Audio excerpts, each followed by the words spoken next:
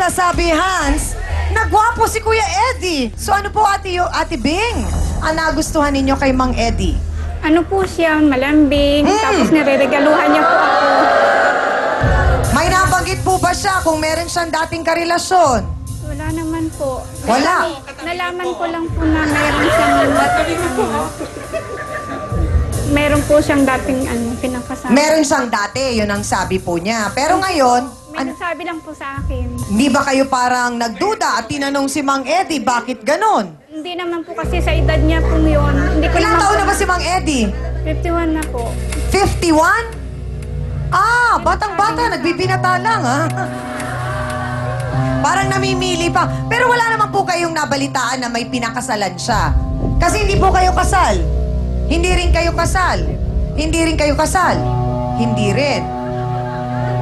So parang binata nga ang dating nitong si Mang Eddie kaya.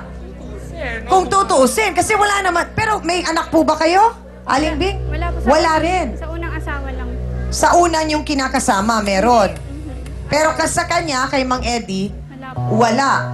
So, nung nalaman po ninyong may iba, ano pong ginawa ninyo? Wala. Nagalit po ako sa kanya, tapos nag-usap kami. Anong paliwanag niya?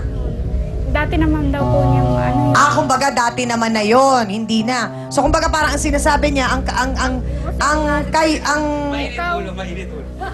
Anong nire-reklamo? So, ang sinasabi, sandali! Ate, pakihawakan! Pakilayo na nga, ma'am.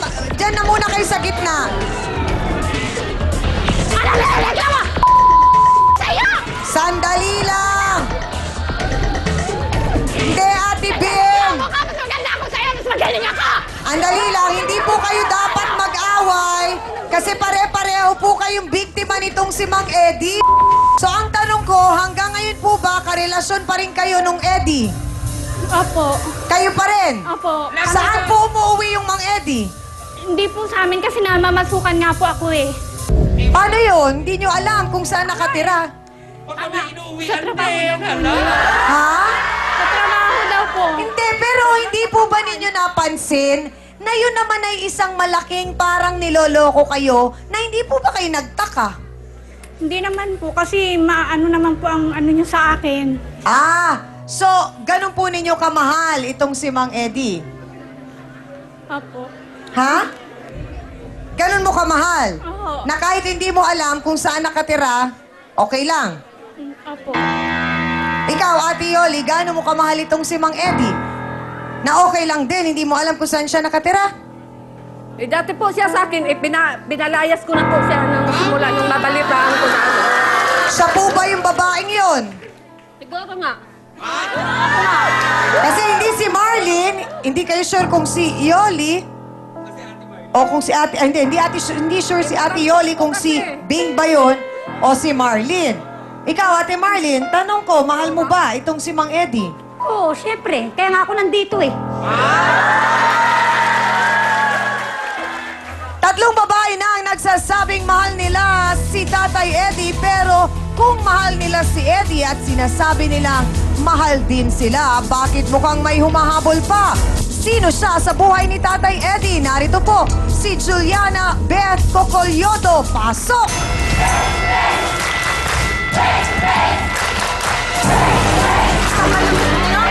Sandali lang, Ate Beth.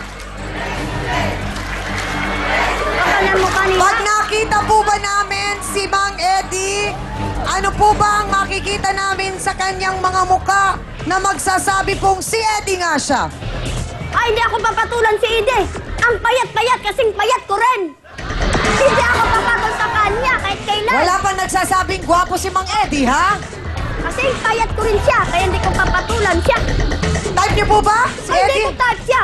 Ang sabi ko sa kanila, hoy, babairo yan, ang kapal ng mukha niyon. Eh, pumapatol din sila. Sino po ang pumatol? Si, ito, pumatol. Ito, pumatol. Yan, hindi ko kilala naman yan eh.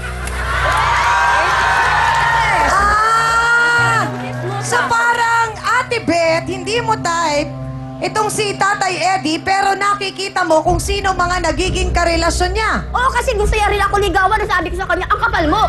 Sabi ko, hoy, hindi kita kay. Sabi ko gano'n kasi payat mo Pero hindi niyo siya kilala. Bakit ganon? Siya daw ang unang karelasyon ni Eddie. Ay, iwan ko dyan sa kanya. Ay, bakit nga ba pumatol ka dyan? Ang kapal naman ang mukha mo. Okay, tatlo po sila. Tinanong ko kung anong itsura nitong si Mang Eddie. Wala pong nagsasabing gwapo. Ano bang itsura niya? Uy, ang payat yun. Kasing payat ko lang. Ang kapal ng mga mukha nila. Pinag-aagawan ninyong isang lalaki. So, wala pong kagwapuhan, pero mabait naman daw, malambing. Niririgaluhan pa nga daw ata kayo eh. Oo, may regalo. Pero hindi ko siya type. Kasi, paano ko siya magiging type? Ay, payat siya nga eh. Kasing ko. So, ang sinasabi po ninyo, kayo lang ang tumanggi kay Eddie. Oo, kahit tigang ako, hindi ko talaga papatulan yun. So, hindi po ninyo type si Mang Eddie. Ay, hindi talaga. Ano po bang tipo niyong lalaki? Ay, siyempre may kid no? Kahit ganito lang pagmumukha ako. Wala po kayong dating kinakasama. Ayuda po Pero, sinubukan kayong ligawan ni Mang Eddie. Oo. Magaling po ba talaga sa buladas? Magaling. Pero hindi ako kaya. Sila? Aba, mga kasawsawan dyan sa buti. May isa palang babae pang hindi nakuha sa mga pambubuladas ni Kuya Eddie. Oo nga, at mukhang na-impress kayo, ha? O kayo dyan sa likod, ano gusto nyong sabihin dito sa ating mga babaeng bisita na nag-aaway-awa? Na! Go, Mami! Kung makikita ko yung lalaki, sasabihin ko kung dapat lang siya pag-agawan. Ngayon, kung pangit din naman, eh wag na lang. Naku! Parang Thank you, ang Mami! hanap- Chang, balik kami sa'yo! Parang ang hanap nilang lahat ay pogi kailangan, hindi ba? Pero ito, seryoso ito ha. Attorney, napakaraming karelasyon nitong si Mang Eddie. Lumalabas, wala naman po siyang asawa dito dahil wala siyang pinakasalan. At ang sabi po'y medyo may edad na si Mang Eddie. Eto, nako, maraming mga kababaihan na magiging interesado dito. Ipagpalagay po natin, huwag naman sana magkasakit itong si Mang Eddie. Sino po ang may karapatan sa kanya kung kailangan kunyari, di ba alam naman natin sa ospital pag may pipirmahan, may mga dokumentong kailangan parang mag-authorize. Ayoko naman pong sabihin dumating sa puntong kunyari talagang malagutan ang hininga itong si Mang Eddie. Halimbawa lamang, sino po ang may karapatan na pumirma sa mga dokumentong yon? Kung halimbawa ang isang tao ay namatay, ang tanong ay sino po ba ang may karapatan at may obligasyon na ay magsinop sa labi ng namatay na tao. Ang sabi po ng ating batas, depende po ito anda-anda sa sinong may karapatan at may obligasyon na sumuporta sa isa't isa. So kung halimbawa, ang tao ay may legal na asawa at siya ay namatay, ang sabi po ng batas, yung kanyang surviving spouse o yung nabubuhay na kanyang asawa, legal na asawa, ito po ang may karapatan upang siyang mag-asikaso sa mga labi ng kanyang namayapang asawa. Ngayon, kung wala po naman pong asawa at may mga magulang pa, yung pong mga magulang. Kung walang mga magulang, subalit may mga kapatid, yung pong mga kapatid. So sa makatuwid, attorney, wag naman po sana, ito'y halimbawa lang, itong mga babaeng ito, si Ate Marlene, si Ate Ate Bing, wala po silang magiging karapatan. Wala po, hindi po pwede sa kanilang tatlo. Lalo namang hindi pwede kay Ate Beth kasi hindi niya type. Tama po yun, Tiangami, sapagkat hindi po sila nakalista sa sinasabi ng batas. Thank you, attorney. O yan, mga kasawsawan, meron tayong natutunan mula sa batas. So, ibig sabihin po, hindi ho pwedeng kayo, si Ate Bing, at hindi rin ikaw. Bakit po hindi kayo nagpakasal, Ate Marlene? Kasi po yung birth certificate niya po sa Bicol. Sumulat po ako sa nanay niya. Da naman padala, da naman response. Hindi po kayo sinagot. Humingi kayo ng kopya. Pero nagsabi naman po si Mang Eddie na may plano siyang magpakasal kayo. Agko, Kaya lang nawala siyang parang bula. Para siyang mayon, nagtatago. Ayun, no? Ay, magpakita sa atin. Oo. So, nagtago na siya. Kamo, ayaw po nyo? Kilala ko lang kamo, Lito kamo. Ano yung kamo? Opo. kasalanan ba daw niya kung lapitin siya ng mga girls at dahil nga siya ay true-blooded Bicolano, isa raw siyang Oragon. Ano nga ba ang meron siya? Gwapo ba? Yan ang inaantay ng mga kasawsawan natin. Narito ang ating Valentino, si Eddie Verano. Pasok!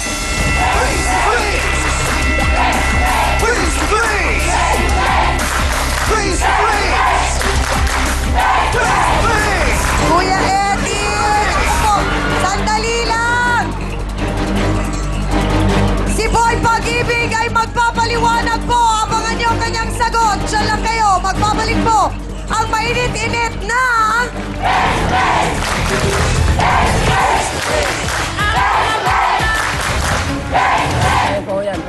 Hindi mo na kayang anuan yung mga kapit mo eh.